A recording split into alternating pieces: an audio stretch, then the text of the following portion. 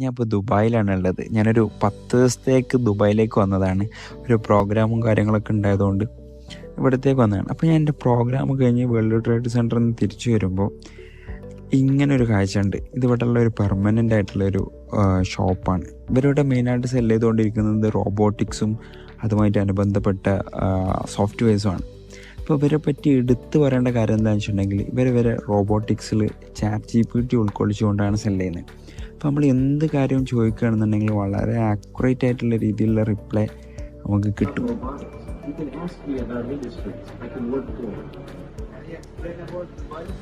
മാത്രമല്ല ഈ കമ്പനീനെ പറ്റി പറയുകയാണെന്നുണ്ടെങ്കിൽ ഇതൊരു ലേഡി ഓൺ ചെയ്യുന്ന കമ്പനിയാണ്. വേൾഡിൻ്റെ പല ഭാഗത്ത് ഇവർക്ക് ബ്രാഞ്ചസ് ഉണ്ട്. മാത്രമല്ല ആ ലേഡി ഗുജറാത്തിൽ നിന്ന് തന്നെ നമ്മളെ ഇന്ത്യക്കാരി കൂടെയാണ്. അപ്പോൾ ഇവനെ പറ്റി പറയുകയാണെന്നുണ്ടെങ്കിൽ ഇവൻ്റെ പേര് മാക്സ് എന്നാണ്. ഇതൊരു അറബിയാണ്. ഇവനൊക്കെ നമുക്ക് നമ്മളുടെ ഓഫീസിലോ അല്ലാന്നുണ്ടെങ്കിൽ നമ്മളുടെ ഷോപ്പിലൊക്കെ കൊടുന്ന് നിർത്തുകയാണെങ്കിൽ ഇവന് റിസപ്ഷനിസ്റ്റായിട്ട് ആക്ട് ചെയ്യും. അതുപോലെ തന്നെ അപ്പോയിൻമെൻറ്റ്സ്, അതുപോലെ തന്നെ ആ ഓഫീസിൽ നടക്കുന്ന എല്ലാ കാര്യങ്ങളിലും ഇവൻ അസിസ്റ്റ് ചെയ്യും. രാത്രിയെന്നോ രാവിലെന്നോ ഒരു വ്യത്യാസം ഇല്ലാത്ത രീതിയിൽ ഇവർ നമുക്ക് ജോലി ചെയ്തു തരും.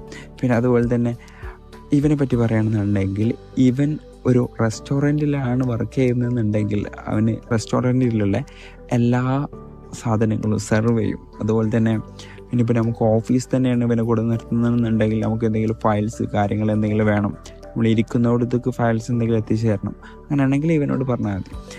അങ്ങനെ തുടങ്ങി ഓരോ കാര്യത്തിനും ഓരോ പർപ്പസിനും ഉതകുന്ന രീതിയിലുള്ള റോബോട്ടിക്സാണ് ഇവരിവിടെ സെല് ചെയ്തുകൊണ്ടിരിക്കുന്നത്. അപ്പോൾ നമുക്ക് എന്തെങ്കിലും സ്പെഷ്യൽ നീഡ്സ് ഉണ്ടെന്നുണ്ടെങ്കിൽ ഇവരിവിടെ റെൻറ്റിനടക്കം റോബോട്ട്സിനെ കൊടുക്കുന്നുണ്ട്. അപ്പോൾ ഇങ്ങനത്തെ വ്യത്യസ്തമായിട്ടുള്ള കാഴ്ചകളായിട്ട് ഞാൻ ഇനിയും വരുന്നുണ്ടാവും.